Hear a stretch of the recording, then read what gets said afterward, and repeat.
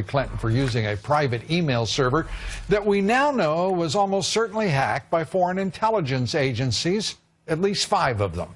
Congressman Michael McCaul says it all amounts to treason. She exposed it to our enemies, and now, Steve, our adversaries have this very sensitive information that not only jeopardizes her and national security at home, but the men and women serving overseas. This is, in my opinion, quite frankly, it's treason. I'm joined now by Senator James Lankford. He's the only senator on both the Intelligence Committee and the Homeland Security Committees. Senator, great to have you with us. Appreciate it. Glad to be with you again.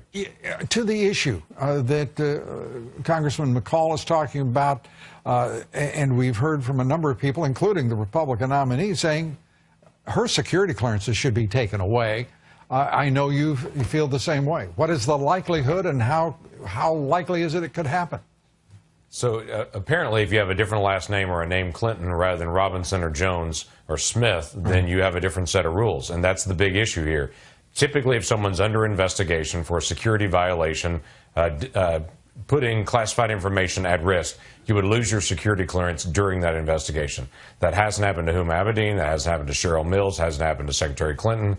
There's a different set of rules here. All I'm asking for is the same set of rules to apply to Secretary Clinton and her staff as applies to, let's say, James Cartwright or to other individuals that lost their clearance during the investigation time. That should be a minimum standard. Then we'll get a chance to press on to be able to actually do a real investigation.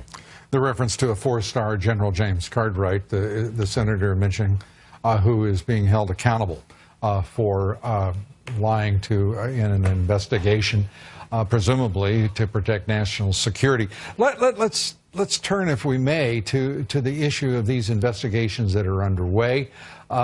It's being played out in public. We understand the dissension. We're watching the result of some of that within the FBI itself, within the Justice Department, with the FBI. This is an extraordinary moment. You sit on these 2 committees. What can be done here to say to a different party in power, you know, this is not going to go very well if you continue on this path of obstructing both justice and interfering in securing the national safety? Everyone who lived through it or knows their history well knows in Watergate, it wasn't the break-in that was the problem. It was the cover-up that was the problem. It was using official resources and people within the government to be able to cover up something that had already occurred. When we hear stories of the FBI, 4 different field offices in 4 different parts of the country, all have evidence of issues and want to be able to open up an investigation on the Clinton Foundation, and seeing this pay-to-play that's happening. Another investigation that's unrelated to that, getting information that also shows this, trying to push that up to Washington, D.C., and suddenly the Department of Justice and other parts of the FBI office in D.C. pushing it back and saying, no, we're going to drop this, we're going to drop this. That's a problem. Even when the State Department today drops out some emails and says, look, here's new emails, and none of these are classified, it's trying to be able to shift the message to say, hey, we've got them all out, none of these are classified. That's completely unrelated, and they know it. They're trying to confuse the American electorate, and it seems they're engaging in electioneering rather than just trying to get the investigation out and do it right. You know, honestly, Senator, I'd be satisfied if they were engaging in electioneering. But they look like they're waging a psychological warfare against the American people when they put out an assistant attorney general whose best friend at least seems to be John Podesta, the head of the Clinton campaign, right, and says he will be the face of the Justice Department in this email scandal investigation to the U.S. Congress and Senate.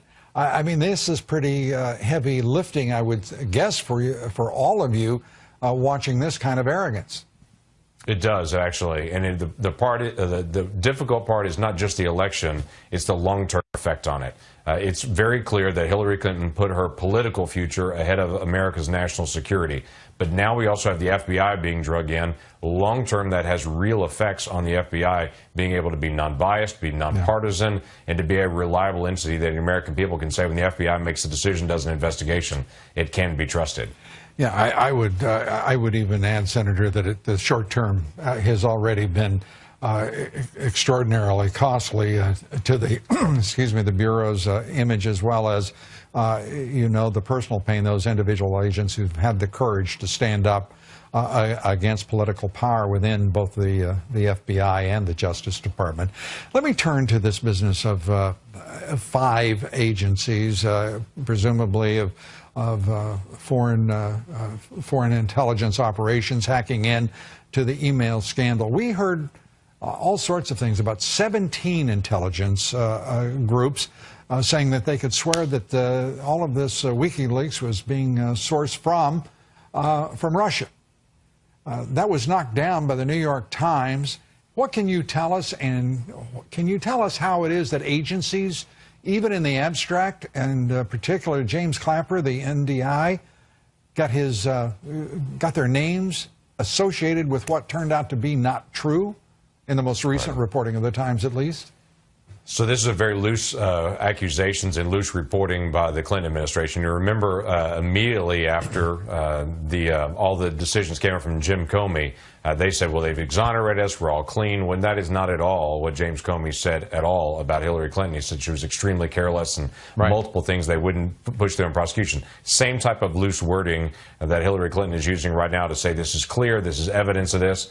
All that the WikiLeaks does is really shows how loose and how open these servers are. If all of this information can be found by WikiLeaks, a higher standard of the public's right to know in this country than has the entire left-wing national media.